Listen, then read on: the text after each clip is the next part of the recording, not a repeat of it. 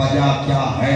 ملنگ ایک نعرہ لگا ہے، سمجھنا تو پتا ہے ولایت کیا ہے۔ خدا تشہد سے باہر آ کر کبھی علی کو مانو ہاتھ جوڑ رہا ہوں، وقت بڑا کم رہ گیا ہے، اس بھٹے کو چھوڑو۔ آپ کو پتا ہے دم کسے کہتے ہیں؟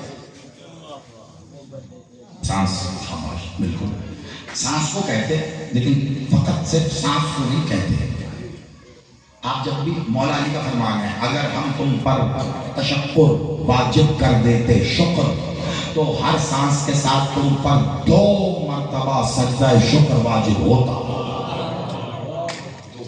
سائل نے کہا مولا کوئی تو کرم ہو گیا کہ نہیں ہوا واجب، لیکن ہوتا تو ایک سانس کے ساتھ 1 بار 2 بار کیوں؟ مولا نے کہا تم 1 نہیں 2 سانس لیتے ہو، 1 سانس میں 2 سانس لیتے ہو۔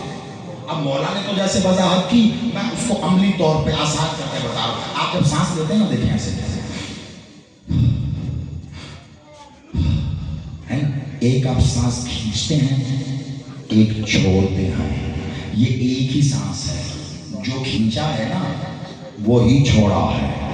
علی نے کہا پہلا سجدہ شکر، سانس کھینچا ہے تو سجدہ کر، اگر نہ کھینچتا تو کیا ہوتا؟ اور اب سانس چھوڑ دیا تو سجدہ شکر کر، جو کھینچ لیا اگر وہ چھوڑنے کا موقع نہ دیتا تو کیا ہوتا؟ ایک سانس میں آپ سلامت رہو، 2 سجدہ شکر۔ اب آپ آہستہ سانس لو یا تیز تیز، یا پھر دونوں صورتوں میں ان 2 جو کہ اصل میں ایک ہے، سانسوں کے درمیان ایک ہلکا سا وقفہ آتا ہے نا، یہ سانس سے بھی ہلکا ہوتا ہے۔ سانس کو کھینچنے میں پھر وقت لگا، وقفہ تو بہت تھوڑا ہوتا ہے، فوراً چھوڑنا ہوتا ہے، یعنی 2 سانسوں کا وقت زیادہ اور جو بیچ میں وقفہ ہے وہ کم۔